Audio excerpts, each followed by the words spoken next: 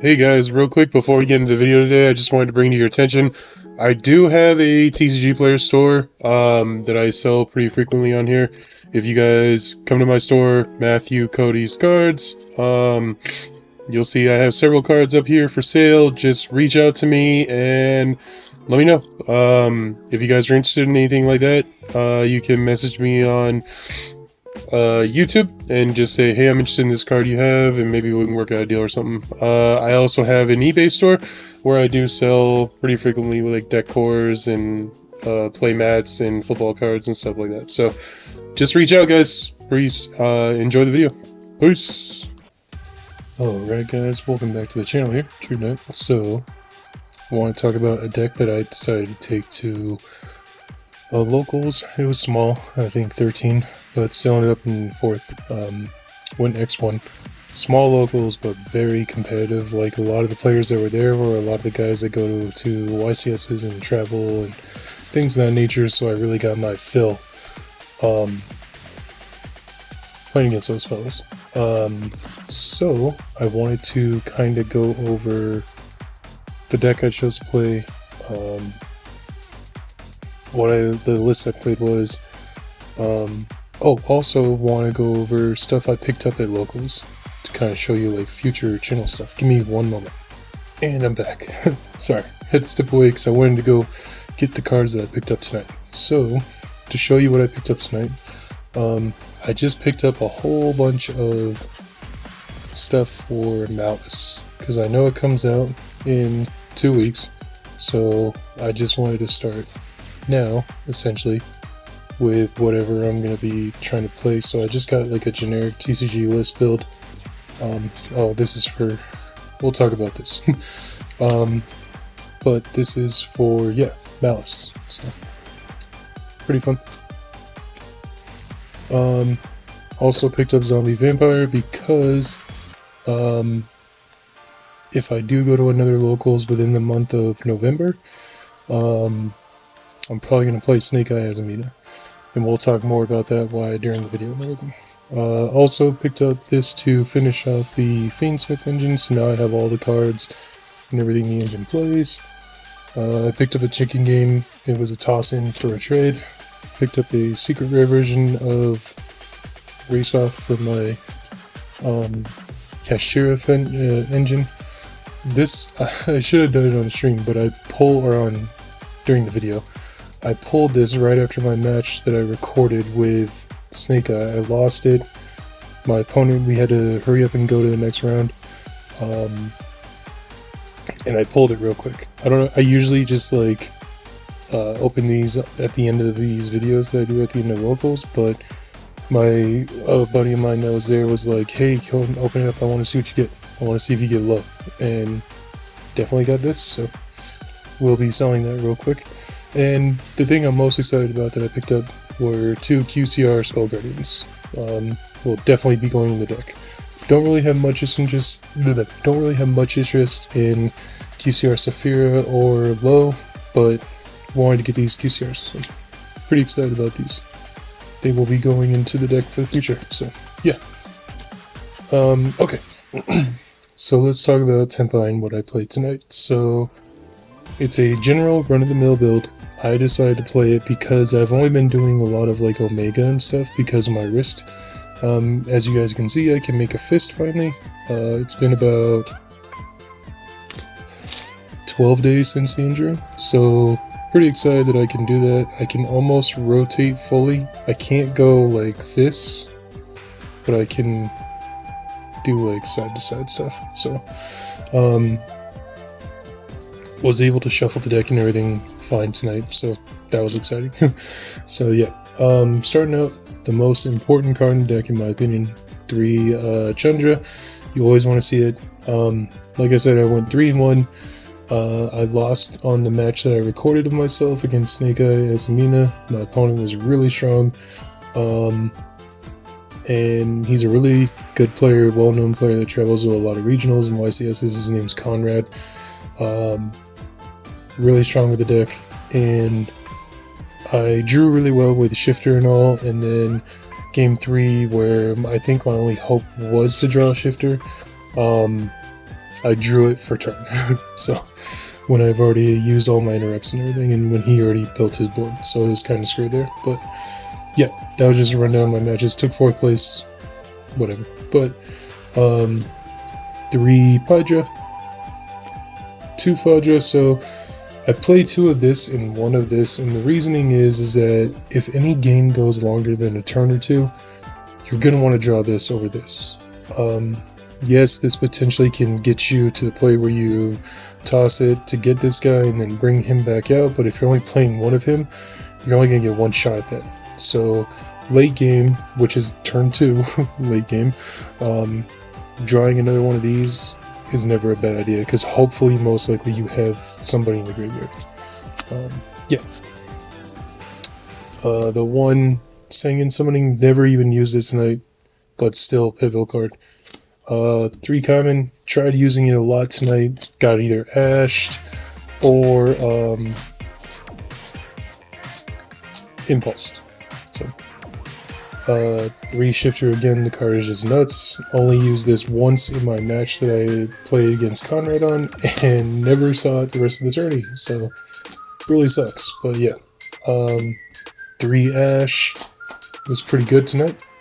2 things that were really strong tonight were my Bestials, which I'm glad that I put in last second, because today, going to the tournament, I wasn't going to play them. I was going to play Talents instead, and I decided before I left, let's just try 1 time without playing Talents on my deck and see how it goes, and went very well. For board breakers, I maxed out on the things that I could max out on. I just think it's pivotal right now to do that, because when you don't get as much practice in locals and live matches like I don't, you want something that can just tell your brain what to do and not have to think too much, which is something that I'll kind of talk about with the deck at the end of it. Yeah, you really want a way to just kind of clear the board. Having 2 of these in your hand, you feel almost unstoppable. But only having 1 or just drawing 1, you're just kind of living on a prayer, and that kind of stinks. So I don't know. I don't know what the cure all of that is, but yeah. The last board wipe, of course, and 1 terraforming. So it is a 40 card deck, so I don't play 1 talents, anything like that. And last but not least, of course, the impulses and the imperm. So I feel like a dominance card will be mandatory in everybody's deck going forward, whether it be purge or impulse. I just think that these dominance cards are too nutty, too good not to play them. So 40 card deck, pretty simplistic build. I'll get over my thoughts of the overall deck going forward with it and everything at the end. Let's get into the extra deck. So played the 1 Heavenly, never even summoned it.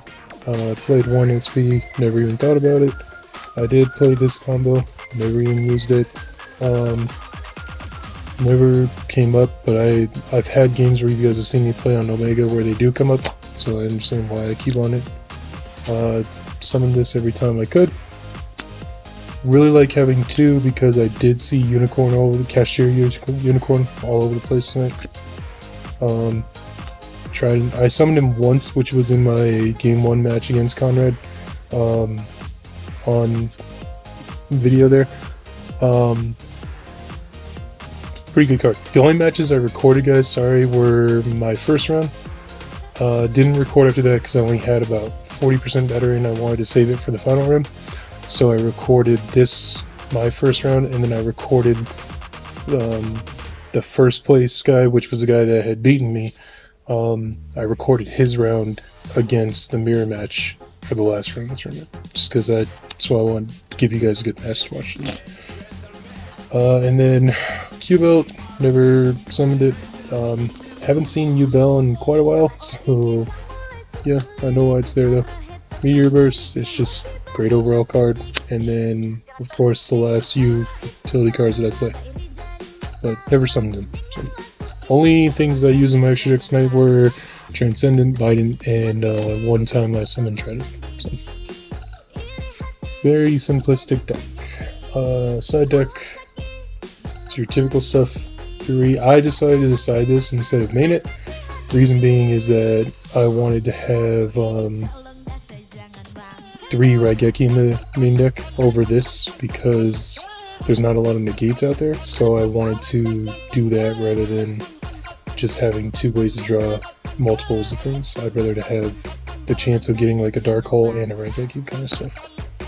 I understand the thought process in this. You can tribute off to Tenpai as to go into this guy and special him, or you can tribute him, or you could special him and pop 2 cards. Just never came up.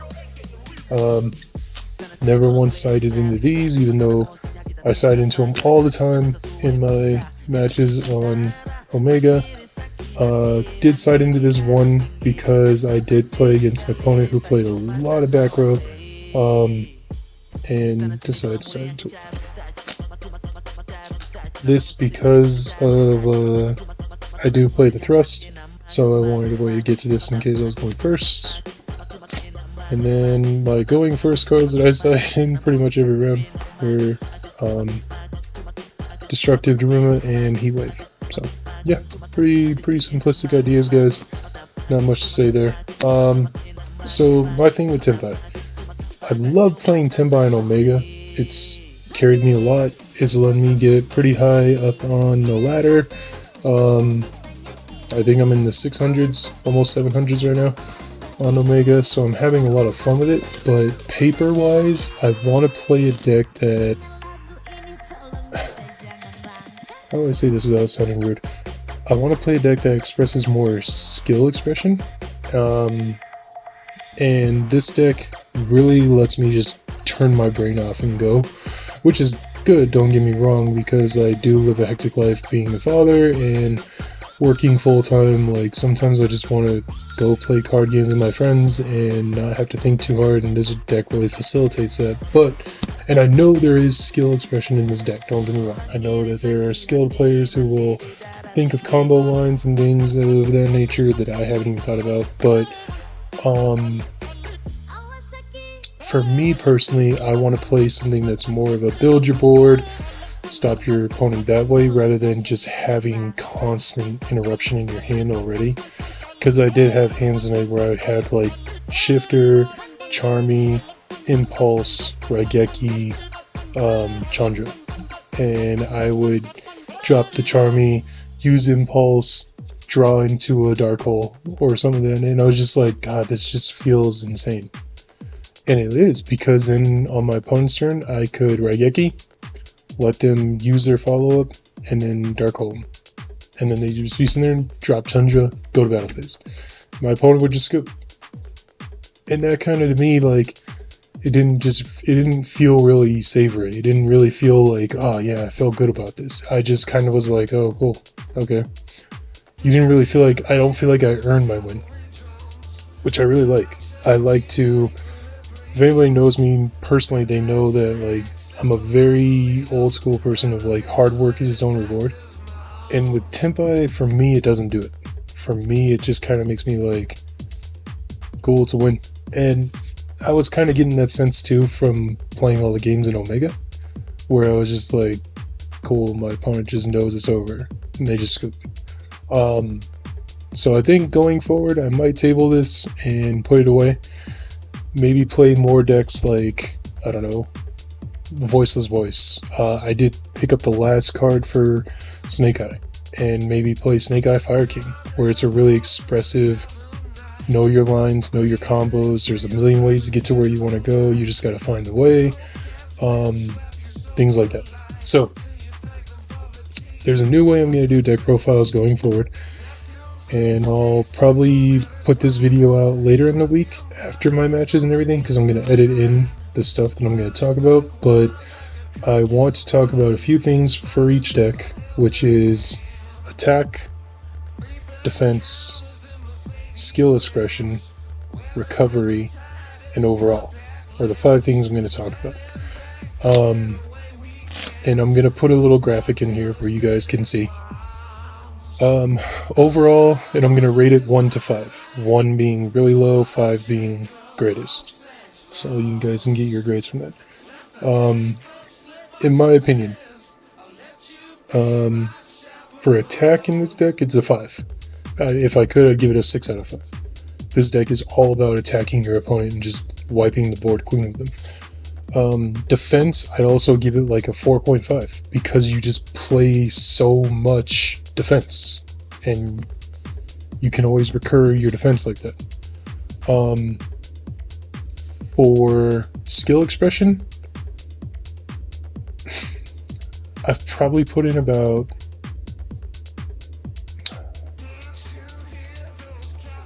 I'm gonna say about 100 matches on Omega, and I've now played at 2 different tournaments in the new format since the ban list. I'm gonna give this like a 2 out of 5. Skill expression wise, you don't need skill to play this deck. This deck thinks for you. And I didn't understand it because my buddy Matt Ames told me that, like, back before Nats, and he would just tell me, like, I can just turn my brain off and play this deck. My deck will play for me. And I didn't understand that, but now that I've played it for so long, I'm like, oh, makes sense now. So, attack, 6 out of 5. Defense, 4.5 out of 5.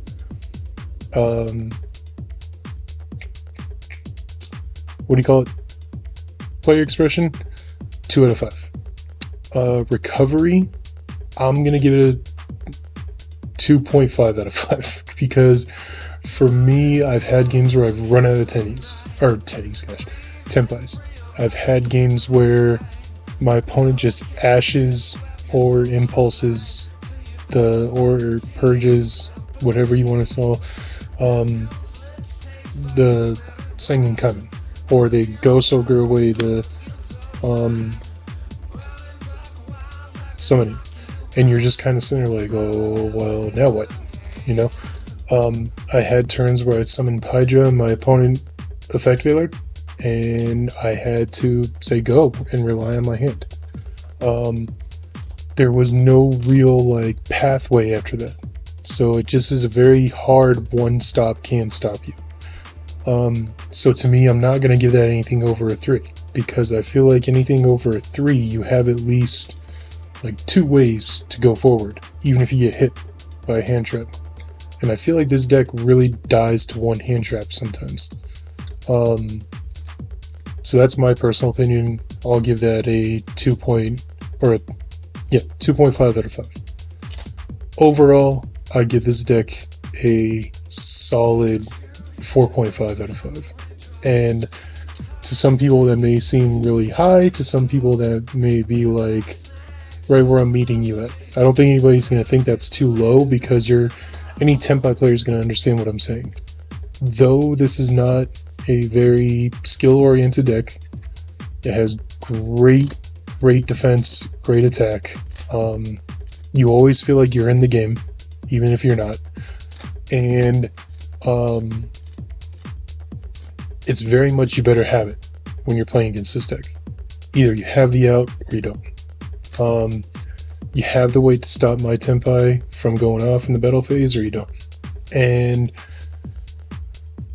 to me, that's what makes this deck so strong, because the battle phase has become tricky now, because you better have it in the battle phase, because this deck can just go off on either battle. Like, it's no longer your battle phase when you're playing this deck. If I have a Tenpai in the field, it's our battle phase, because I'm going to be doing stuff during your battle phase.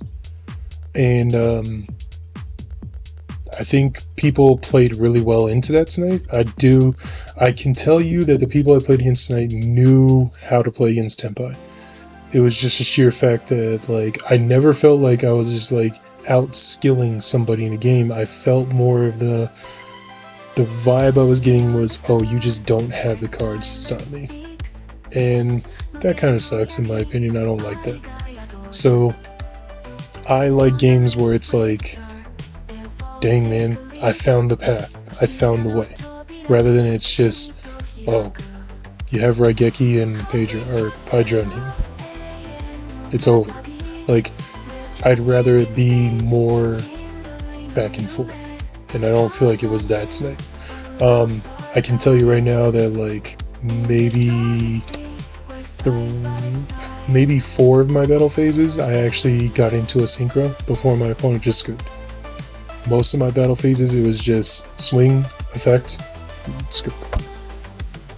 So it was just very much that way. So to me, the deck is a 4.5 out of 5. I understand why it's one of the strongest decks in the game right now. I don't know what it will look like post new set coming out in November.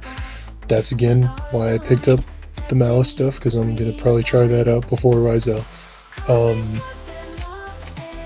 If I ever do a trial Rise Out. But yeah, overall for me, I've given it my rating. I'll do some cool fancy editing for you guys so you guys can see what I'm talking about, and that's how I'm going to kind of do deck profiles going forward, is just giving you guys my ranks on those things. And please, by all means, go in the comments and list it out, you know, list out your ratings. Attack 3 out of 5 or defense 2 out of 5 or something like that, and tell me why I'm wrong, you know, or tell me why you think it's a certain way different from mine, because I love the conversation. If you can convince me like that otherwise, I'll come back to the deck probably and try it out more on paper and things like that. Like, that's what happened to me with Voiceless. With Voiceless, the deck came out and I tried it for like 3 weeks and didn't like it. A buddy of mine convinced me that it was much stronger and combo oriented than I thought, and I came back to it. Now it's like my favorite deck in the game. So yeah, but that'll be it for me tonight, guys. Please like, comment, subscribe. Please be kind, be respectful, as I always tell you. And let me know if you guys like the way I'm going to do profiles going forward from now on. So be on the lookout in November. I am going to be doing some new series on decks where I pick a deck through that week, explain it, profile it, and then throughout that week I'll post videos of me playing it and see how I grow with it. And we'll kind of go from there. So that'll be it for me, guys. Again, I will see you guys in the next one. Peace.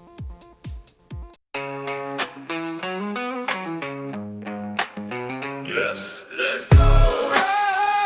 Come on. Level head, heavy metal, lead foot up on the pedal.